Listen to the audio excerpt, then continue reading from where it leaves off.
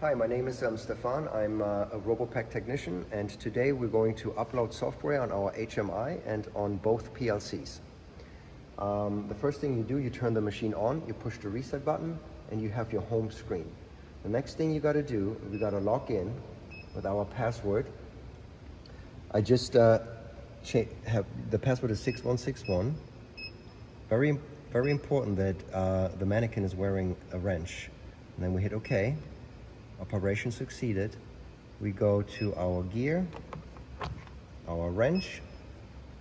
We insert the thumb drive with the software that I already put on here, or that comes with the machine. We go to download. Now we're waiting a few seconds for the USB to pop up, USB 1. And then you see the file. This is one file.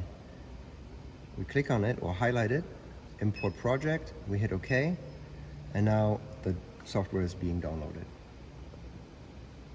So after a couple minutes, once the software is downloaded, the home screen pops back up. We want to log back in with the 6161 code. Go to the mannequin, change the tie to a wrench. I'm sorry, it's very normal. We are logging in, 6161, tie to a wrench. And we're going to change the language since it's defaulted now. American. Going back. And we turn the machine off and we are moving to the carriage PLC. Okay, so now we are plugging the software into our carriage PLC. You see a USB port right there, and you just plugging it in.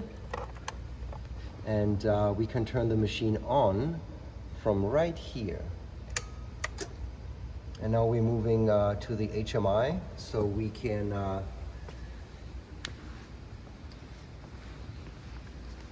do the upgrade.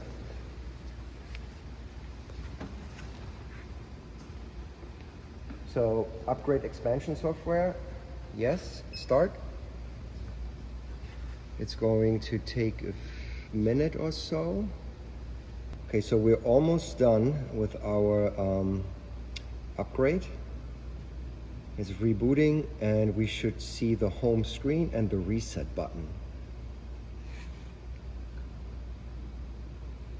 And once we see that screen, this is a really good sign.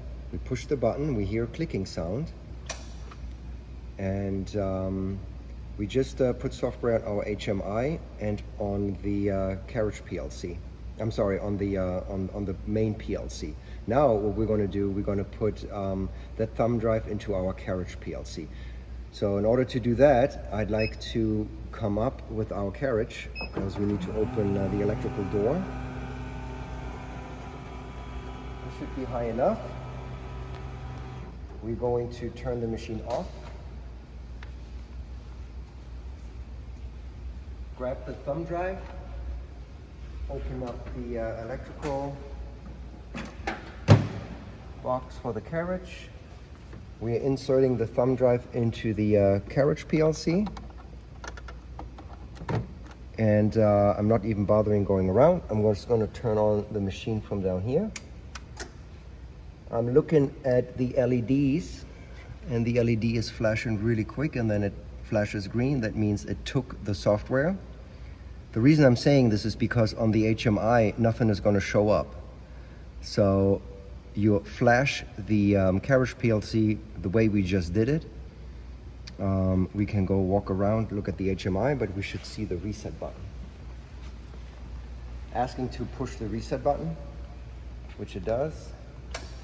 So now we're here.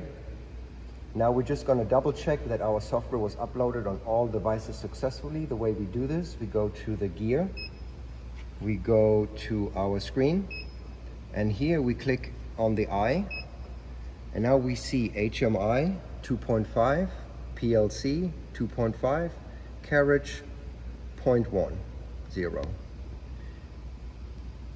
And this is exactly how it's supposed to be. And that's how you upload the software on our HMI, main PLC, and carriage PLC. Okay, so what I recommend next, after we uploaded the software on the HMI and on both PLCs, is to default the parameters, carriage parameters and motor parameters. And here's the way you do it. You are logging in with the 6161 code. Make sure the mannequin is wearing a wrench. Hit OK. Operation succeeded. We go to the gear, to the wrench, and now we're going to default the first three icons, parameters. Default, check mark.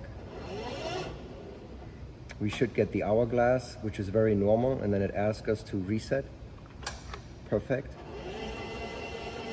This machine has a roper, so there's a good chance you guys do not have that. Now we're going to move on. Okay, in this case, we got to open the door, close it.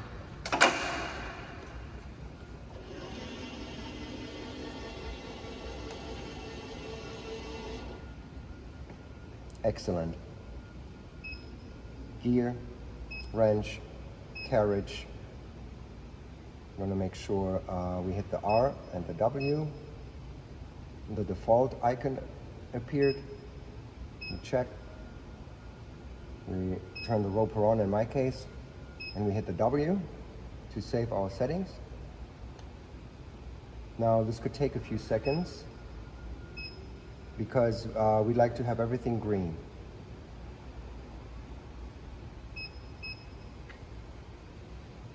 There you go. Okay, we're going to back out and we're going to move on to motors. We are defaulting our parameters and we're saving them. So in some models, the word motor stays red, and that is okay as long as your numbers are green. And all my numbers except 5, again, this is an option, roping might be red at some cases, but 1 through 4 should be green. And the last thing we're going to do is calibrate our load cell. No film is in there. And we hit the start button. Sometimes we got to hit it a couple of times. Very normal. There we go. And the two top values should be around 100. And we get the green check mark and we are ready to go. Go back out, we go home. We're at our recipe page and we can go ahead and wrap it.